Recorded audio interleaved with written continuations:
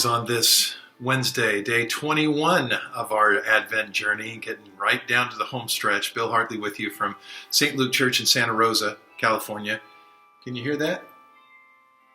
You can hear the church bells playing in the background. It's such an idyllic kind of situation with the tree behind me at the altar of the church, the candle representing the ongoing presence of the Holy Spirit. The text today says, however, even though Christmas is around us, it's not always going to be perfect. It's not always going to be a series of blessing after blessing after blessing. In fact, as we've learned from 1 Peter, we are called to be sufferers for the sake of Christ. And one more time, Peter is going to loop around and talk to us about that reality. In chapter 4, verse 12, Peter says, "Beloved, don't be surprised at the fiery trial when it comes upon you to test you, as though something strange were happening to you. Instead, rejoice insofar as you share Christ's sufferings, that you may also rejoice and be glad when his glory is revealed." That's the second coming. That's what we're longing for. "If you are insulted for the name of Christ, you are blessed, because the Spirit of glory and of God rests upon you. But let none of you suffer as a murderer or a thief or an evildoer or a meddler. Yet if anyone suffers as a Christian, let him not be ashamed, but let him glorify God in that name. For it is time for judgment to begin at the household of God. And if it begins with us, what will the outcome for those who do not obey the gospel of God?" And he quotes the Old Testament here, "If the righteous is scarcely saved, what will become of the ungodly and sinner?" ? Verse 19, "Therefore let those who suffer according to God's will entrust their souls to a faithful Creator while doing good." The same themes as we've talked about, but it's a good reminder yet again. God has called us to suffer like his Son.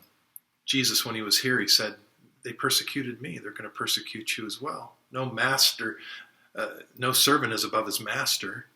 And so look at what happens when I try to lead a godly life, says Jesus. I'm crucified. The same will likely happen to you.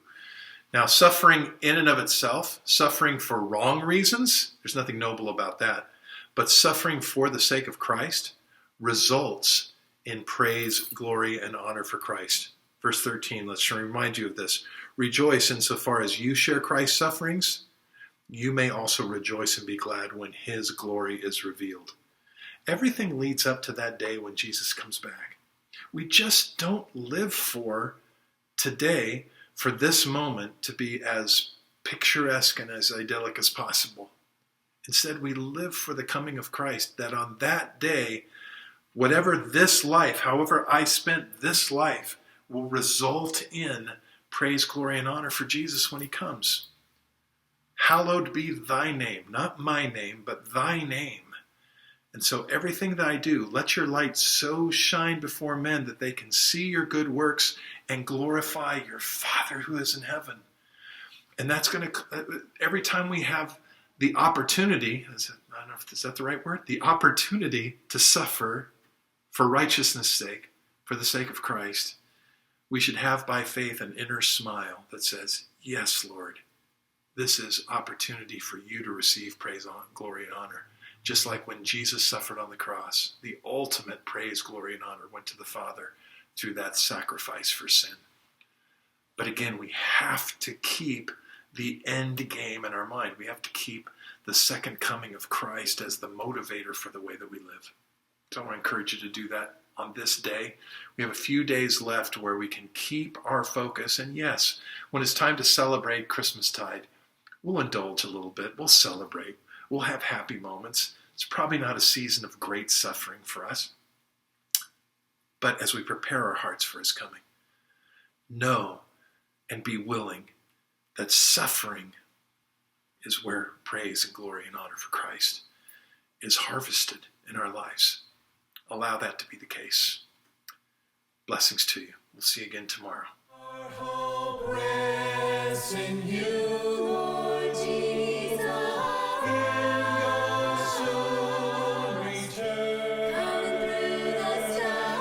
Our hope rests in you, Lord Jesus. 'Cause to turn to